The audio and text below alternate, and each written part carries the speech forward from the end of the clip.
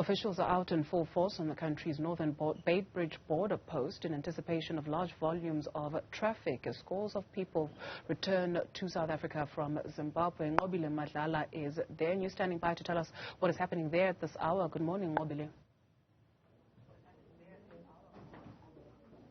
Yes, indeed. Good morning, Dudu. What we are seeing is that we're seeing more numbers coming in. In fact, where we are is the part where they process the people that are coming into the country. You'll note that most of them have passports, which they then give to the person that's there. They are then captured into the system and they're stamped, and then they continue with some of the processes that are taking place. But joining me now is Deputy Commissioner, who's also going to assist us in terms of understanding what takes place here. And earlier on, we spoke to Deputy Commissioner as well, who was telling us that there were issues with regards to trucks that were not paying their fines. And of course, you're finding this as you capture them, that they have not paid their fines. How much are these fines that we are talking about? How much they haven't paid? Thank you, Nqobile. Specifically, what we do here is that we check the conveyances that brings people into the country. So whenever we find that there are people that have no documents, we then find the conveyance. There's a section in the Immigration Act, Section 50, in paragraph 3, that talks about that whenever we've found a person not to be having the necessary documents, we then fine the bus or the contractor of the bus per person 15,000. All right. And what's the highest you find? I can't say exactly, but what I can tell you is that one company owes us about 15 million. It's a lot of money. It's a lot of money. And while we talk about the system itself, because obviously we're seeing people coming in and getting stamped and so on, perhaps just to give us an idea, how does the system in itself work? We have a system here called the Biometric Movement Control System. The system reads the passport. So all of the people that you see here have got machine-readable passports. So we check those passports through that system, and they are biometric in terms of fingerprints.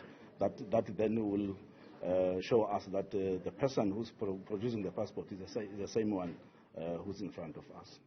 All right. We're just hearing at this point that there are some issues with the system. Is that correct? Yeah, no. We had some issues, but remember, we were using the old one, which is called the Enhanced Movement Control System. But we have now moved to the biometric one, whereby each and every traveler must put a biometric when they go through. All right. So is the biometric now up and running? Yes. What's going on? No, the biometric movement control system at this port is up and running, yes. Thank you very much for speaking to us. I want to bring you in, ma'am. If you could perhaps give us an idea. At the moment, we know that there's a cholera outbreak that's taking place in Zimbabwe, and of course there will be many concerns in terms of health and how the port would be controlling those areas. Could perhaps give us an idea in terms of what measures do you have in place that ensure that the people that are here are screened? Thanks, Nqobile. From where I'm sitting, when all travelers are arriving, they are all subjected to primary screening measures, which include visual observation and temperature screening. By temperature screening, if somebody is detected having an elevated temperature, we isolate that particular traveler. Then we start interviewing to check if whether the traveler is meeting the case definition. Yes. And when we talk about that screening that takes place, how sure are we that people can be identified very early and that they wouldn't be perhaps crossing whilst they're sick? Remember that any person arriving, we're supposed to take a temperature to have an idea that if this person is well or not. If it's not well, we'll see by the temperature being high. Then if it's not, then the traveler proceed to immigration for processing. Is it possible that the temperature would be low because maybe that's still starting out? Yes, it's possible. Then if we are carrying a temperature, then we isolate, we let the traveler just relax, we give him the water so that we could take the temperature again. Oh, all right. Thank you very much. But also, whilst we added, is there any other issues in terms of health that you are looking at despite, besides the cholera at the moment?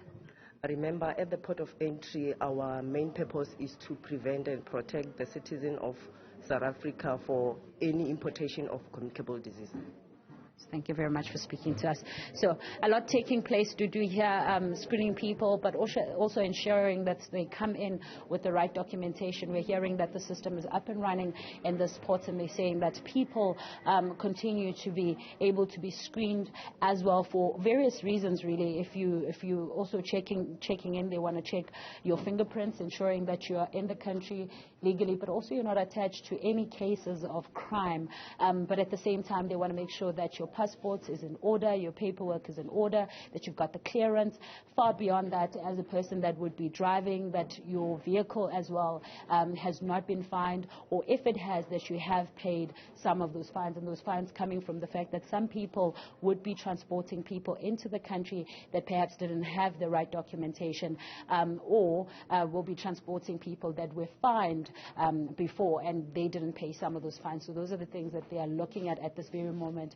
We know that they are expecting more people to come in with the days that are coming. At this point, the increase is just slightly up from what we saw yesterday, but they are expecting more people as the week continues. Nqobile Madlala, thank you very much for that report.